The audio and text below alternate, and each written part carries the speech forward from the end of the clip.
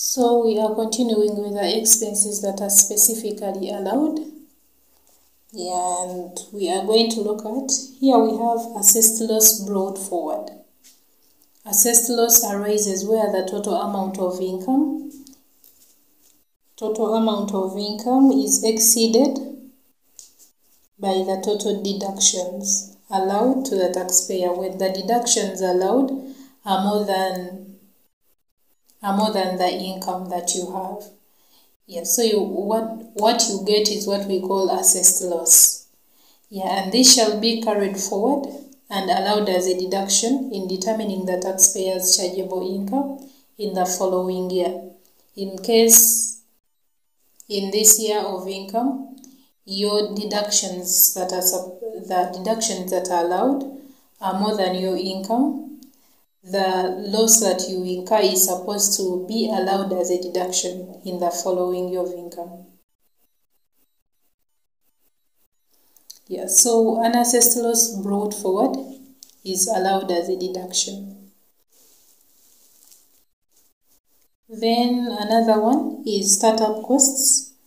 A person who has incurred expenditure in starting up a business to produce income included in the gross income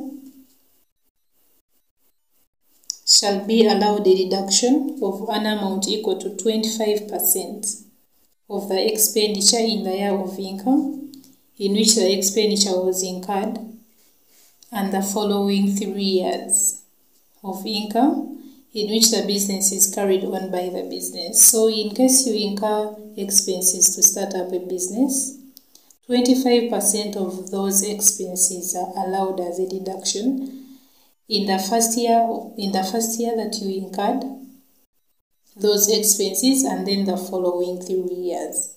And those are the startup costs. So we look at the meaning of startup costs according to Income Tax Act. For purposes of Income Tax Act, which is ITA, expenditure in starting up a business, it means first is that in case of initial public offerings costs incurred in listing the business with the Uganda Stock Exchange, the expenses that you incur to list the business with the Uganda Stock Exchange, they are considered startup costs. And then another one is in any other case, the non-recurring preliminary or pre-opening costs which are associated with setting up a business. Those expenses that will not repeat themselves, like you incur them once and it will never happen again, they are also considered startup costs. And the non-recurring preliminary or pre-opening costs which are associated with setting up a business. For example, the fees of an accountant, registration charges, you only incur them once. The legal fees, the costs of promotion and advertising activities, as well as the cost for employee training. So these are non-recurring expenses. They are associated with setting up a business, so they are considered to be startup costs, and they are allowed, or they are supposed to be subtracted from the gross income. So that is startup costs. So in case of startup costs, 25% of the expenditure is allowed in the year of income for which the expenditure was incurred, and the following is done for the next 3 years. In case the startup costs are like 100 million, we take 25% as allowable, which is 25 million. They become allowed for that year of income, and we do the same thing for the next 3 years. And that is startup costs. Then another specifically allowed deduction is the cost of intangible assets. A person who has incurred an expenditure in acquiring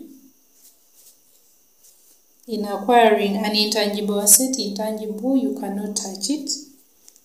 Having ascertainable useful life is allowed a deduction in each year of income during the useful life of the asset, in which the person wholly uses the asset in the production of income that is included in the gross income.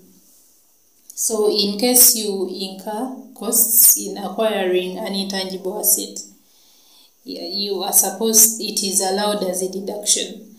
And in order for you to get the amount that is allowed as a deduction, you use the formula A out of B, whereby A is the amount of expenditure incurred and B is the useful life of the asset in the whole years. So the allowed deduction will be the cost of the asset out of the useful life. In case the cost of the asset is like 50 million, okay, 5 million, and then the useful life is 5 years. The allowable deduction will be 1 million. So in short, it is the amortization that we allow as a deduction. So where you incur costs in acquiring an intangible asset, it is allowed as a deduction, and we use A out of B, the cost of the asset out of the useful life.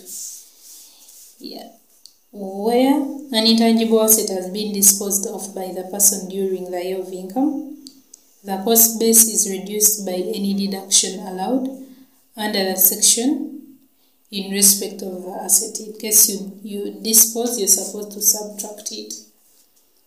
But the main thing is that in case you incur costs in acquiring an intangible asset, it is allowed as a deduction. And the value that we use is A out of B, which is the useful life, which is the cost of the asset out of useful life. And the value that you get is the value that is put under allowables. You rate amortization, because it's the same as amortization or depreciation, because intangible assets, they do not depreciate, they are amortized. 1 million. Then we continue with the specifically allowed deductions. We have legal and professional. Legal and professional fees like audit fees.